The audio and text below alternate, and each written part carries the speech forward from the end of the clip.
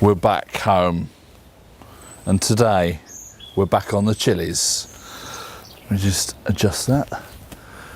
Also, I'm trying the camera in S-Log profile, so colours might be a little bit different. It might be a load of crap, so if it is, I'll switch it back on the next video. So now you've tuned in, hit that like button, subscribe, hit the bell notification, and you can get notified of any new uploads we do, and keep you informed. So that's that out of the way. Now we're on to the chilies. I think the chilies outside are finished. Oh, excuse me. The chilies outside are finished. So what Tina's doing is composting those, but she's taking the chilies off because we don't want the seeds growing in the compost bins next year. Some of the chili plants in the polytunnel, they're all doing well still, but overnight temperatures are not great, so that is possibly going to finish off a few plants, so we're keeping an eye on those. The greenhouse, we can close that all up, and it does keep a little bit warmer, so we'll probably try and keep those going for as long as possible, because there's quite a few reapers in there which are still got flowers on, still got, you know, they're still producing pods, so we'll try and keep those going for as long as possible. The polytunnel, once they've finished, we'll just ditch them. We're not going to overwinter any of them. Are we overwintering any this year? I might try a bird's eyes. Yeah, Tina might try a couple of bird's eyes. The Thai red, which we overwintered last year, which was the only one, I might do that again this year, just to see what happens. But yeah, so that's pretty much about it for today. We're going to get on with that.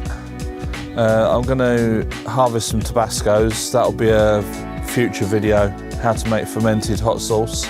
I have done one before, but this is a different method. And using Tabasco, so it's going to be like a Tabasco hot sauce with our own little twist.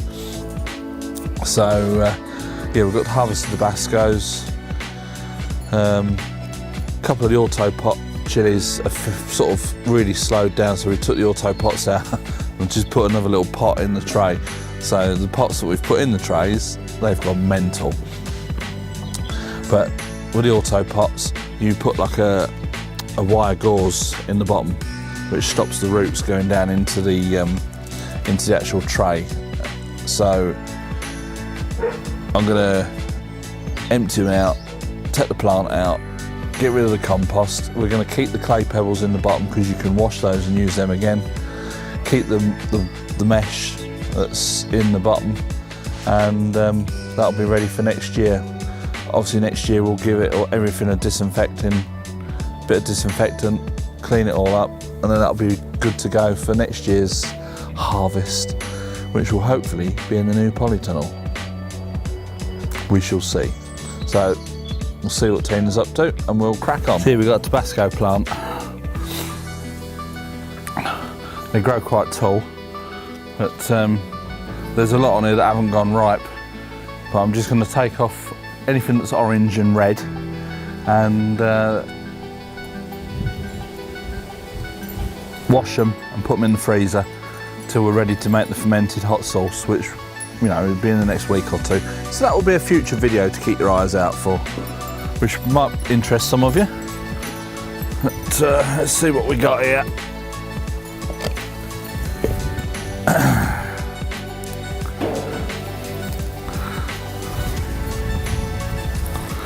Let's see, when they're ripe, they come off quite easy. And these orange ones are coming off quite easy. They do go red, but so the orange ones do come off fairly easy, which is quite nice. It's very nice, in fact. And you just give them a little bit of a tweak, and if they don't come off, just leave them on the plant.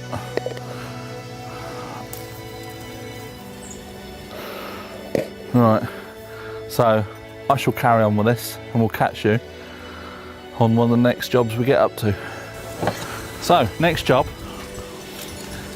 These are 7-pot chilies which have sort of come to the end of their life in the polytunnel, and because of the cold evenings we're not really going to be getting much more out of them So Tina's decided she's going to harvest the rest of the chilies off. Some are actually quite yellow, but there's some green ones. And then we're just chopping the plants up because these are going to go for compost.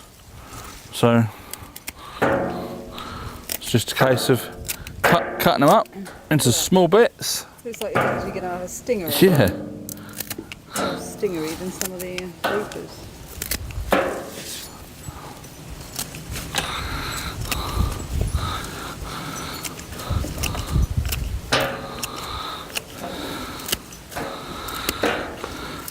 You might need the soft scissors on that. Obviously, when we're doing it on a big scale, we'll probably be putting this lot through the shredder. I'll borrow them. This is not.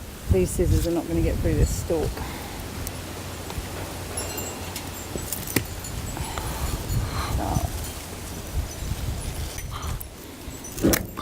We shall carry on with this and we'll catch up with you shortly.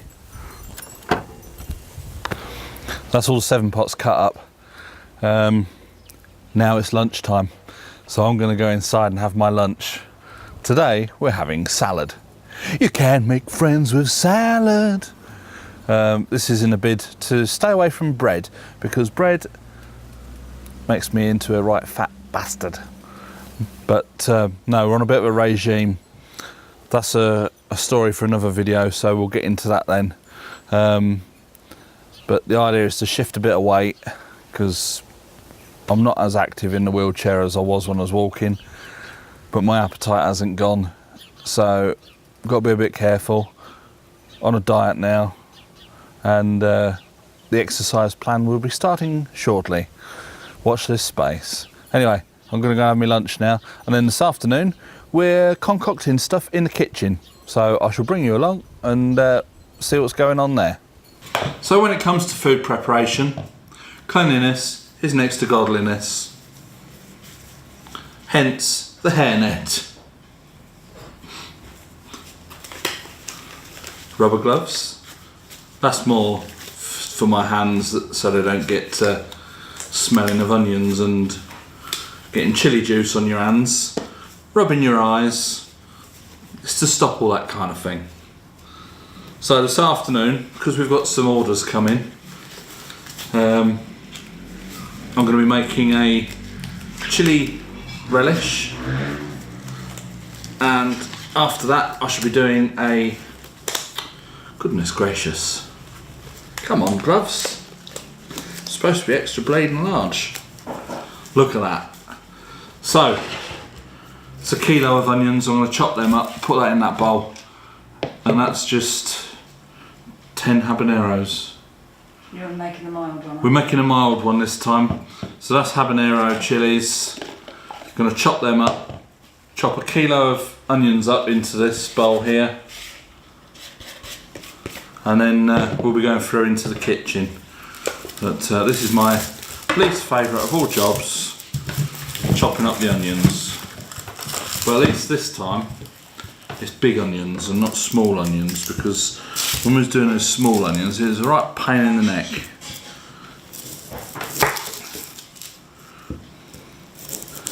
What I'm going to do, cut the top off, cut the bottom off, peel them like so.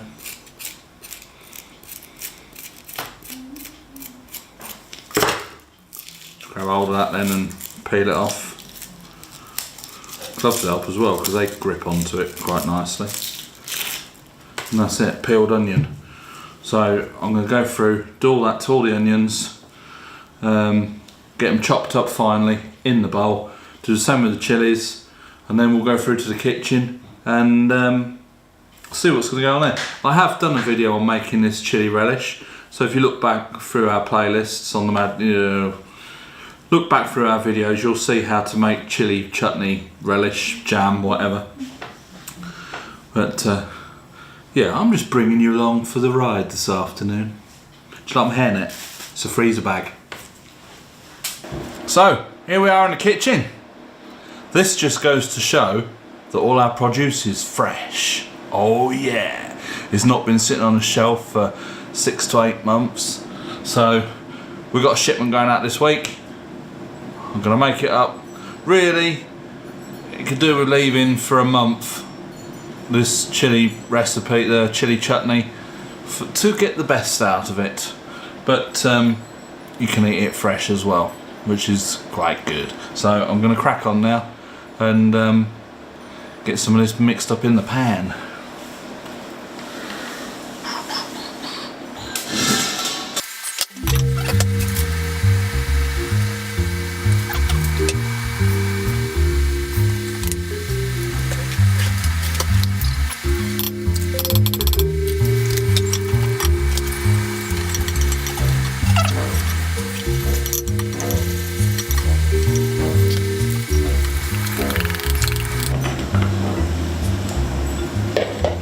Finely chopped onions, which I've done in the other room. We're going to just sort of sweat them now till they go golden.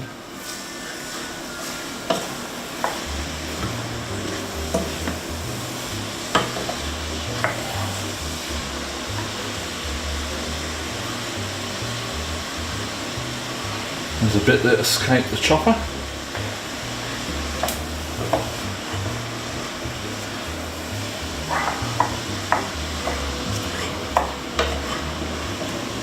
So on and so forth. Now, I'll put a link up above to the video where I made this chili chutney, so if you're interested you can watch that. But for now, I'm going to carry on and do this, and we'll catch you a bit later on. Bloody hell! I'm trying to record here. God.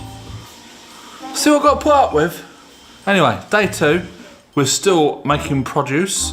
Tina this morning has made her famous lemon chilli jam, which went down a storm with Gary and Rachel. And some other people have tried it, which liked it, so we're gonna do that, start knocking that one up. Yesterday I did a chili relish and we bottled up some Dancing Dragon hot sauce. Today I'm gonna do some chili relish, but not with just Carolina Reaper. It's going to be extra hot. This is going to have Carolina Reaper plus a boot jalokia.